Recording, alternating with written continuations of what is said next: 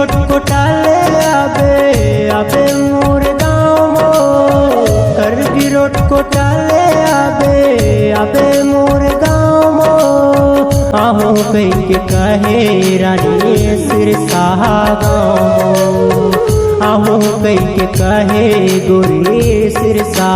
गाँव मो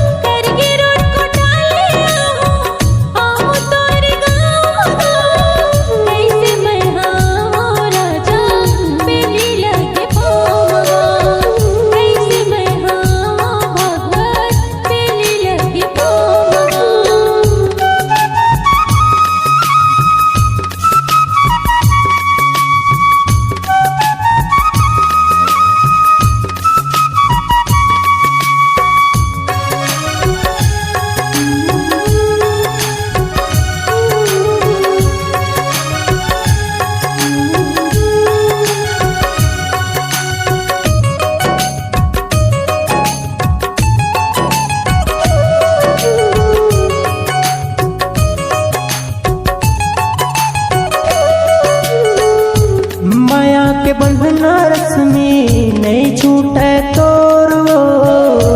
माया के बंधना रस्मी नहीं छूटे तोर गाँव गली में हो गे रानी चर्चा तोर मोरो गाँव गली में हो गे टूरी चर्चा तोर मोरो तखतपुर मेल पूछे पूछे तोर गाँव लो तखतपुर पूछे पूछे तोर गाँव आहो कई के कहे गोरी सिरसा गाँव मो आहो कई के कहे गोरी सिरसा गाँव मो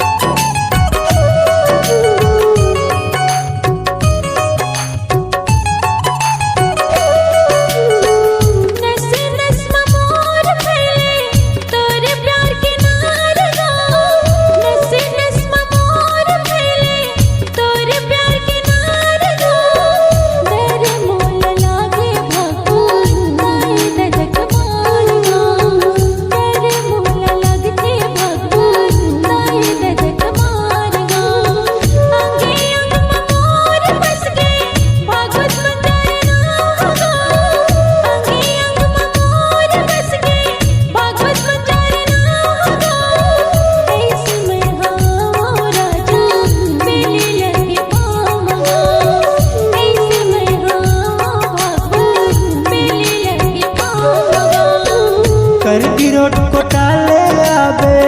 आबे मोर गाँव मो कर गिरोट कोटाले आबे आबे मोर गाँव मो आहो कई के कहे रानी सिरसा गाँव मो आहो कई के कहे गोरी सिरसा गाँव मो।